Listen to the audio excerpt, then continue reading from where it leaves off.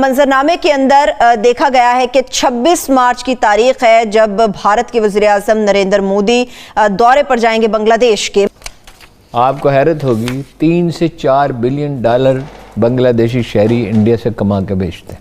अब देखिए इन्वेस्टमेंट तो बिलियंस की वो कर चुका है इंडिया, अब भी जारी है, अब स्लो हो गई है। बांग्लादेश अब जाएगा और देखिए सरकारी सतह पर ताल्लुकात मौजूद है। वैसे तो उसने जेस्चर दिया,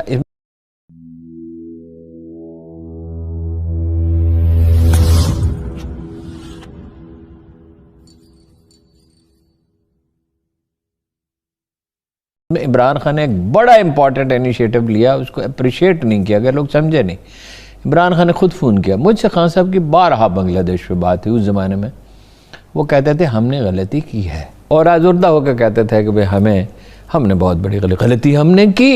जो जीता था 160 सीटों के साथ उसको हमने नहीं दिया इक़्तिदार, उसके भुट्टो जिम्मेदार, उसका याया खान जिम्मेदार, उसकी अस्करी क़यादत जिम्मेदार, उसकी राय आमा भी जिम्मेदार, लेकिन प्रेस आज़ाद नहीं था।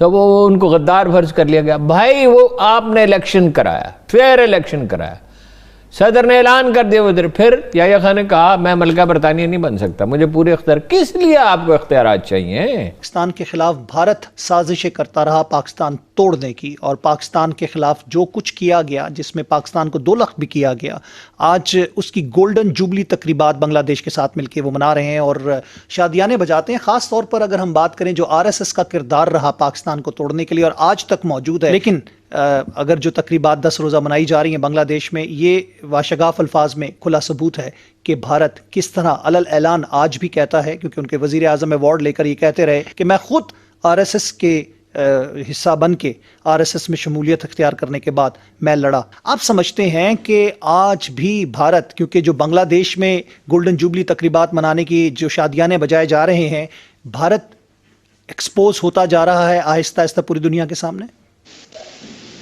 बहुत बहुत शुक्रिया आसिम साहब आपका, आपके प्रोग्राम में दावत दी। आपकी बात काफ़ी हद तक सही है। देखिए भारत का एक रोल रहा है शुरू से, यानी हम कहते हैं कि भारत ने पाकिस्तान की आज़ाद हैसियत को कभी शुरू से तस्लीम ही नहीं किया। उनका तो एक भारत का एक रोल रहा है शुरू से ही पाकिस्तान को तोड़ने में। लेकिन मेरा अपना ख्याल ये कि शायद हमारी भी थोड़ी सी गलतियाँ हैं, जो हमने भी उनको मौके फराहम किए जिसका कि उन्होंने भरपूर फ़ायदा उठाया, और फिर 71 में उन्होंने हमारा मुल्क तोड़ने में एक बहुत अहम किरदार किया। मेरा ख्याल ये है कि देखिए अब हमारी जो कोताहियाँ हुई हैं, जो हमसे कोताहियाँ हुई हैं, उनको भी हमें नज़रअंदाज नहीं करना चाहिए और अपनी गलतियों से हमें थोड़ा बहुत अपना सबक ज़रूर सीखना चाहिए।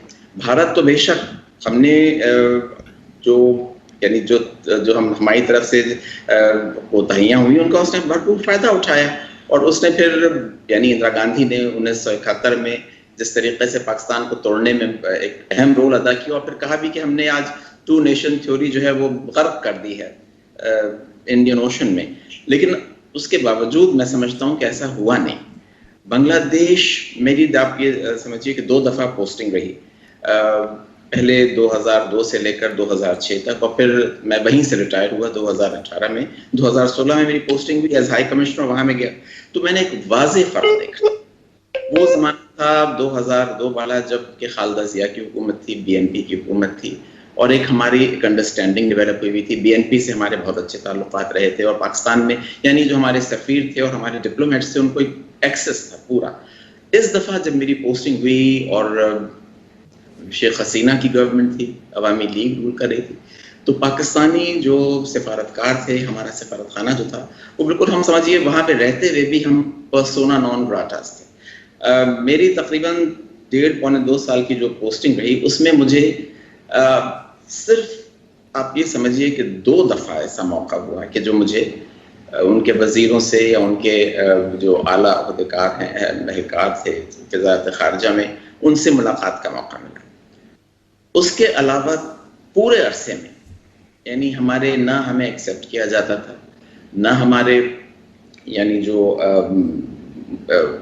ना कोई डेलीगेशन आता था वहाँ से, ना कोई जाता था। ऐसे ही वो भी हमारी तरफ से वीज़े हमारे यहाँ, यानी पाकिस्तानियों को वीज़ा मिलना शायद लंदन अमेरिका का मिलना आसान है, बांग्लादेश का मिलना मुश्किल है, उसमें काफ़ी डिफ़िकल्टीज थी।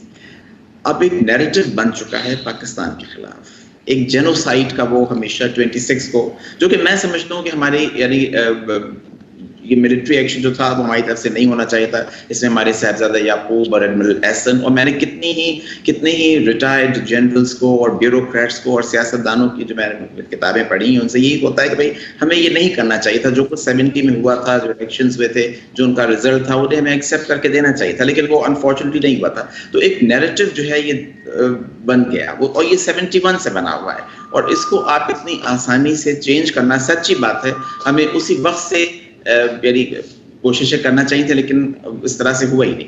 अब मैं समझता हूँ कि मेरा ये ख्याल है कि अब मेरी जो वहाँ पे 2 साल मेरा क़याम रहा, क्योंकि हर मौके पर यानी 3 दिन वहाँ पे जब आते हैं तो हमारे पाकिस्तानी डिप्लोमेट्स के लिए वो बहुत ही तकलीफदेह होते हैं। एक तो जी 21 फरवरी जो लैंग्वेज डे, उसके बाद 16 दिसंबर विक्ट्री डे, और अब ये जो 26 को हो रहा है लिबरेशन डे। तो यहाँ पे पाकिस्तानी जो वहाँ पे रहते हैं और जो खासतौर से सिफारतकारों के लिए ये बहुत ही एक यानी तकलीफदेह होता है, लेकिन हम फिर भी उसको एज ए डिप्लोमेट्स हम उसको सुनते हैं।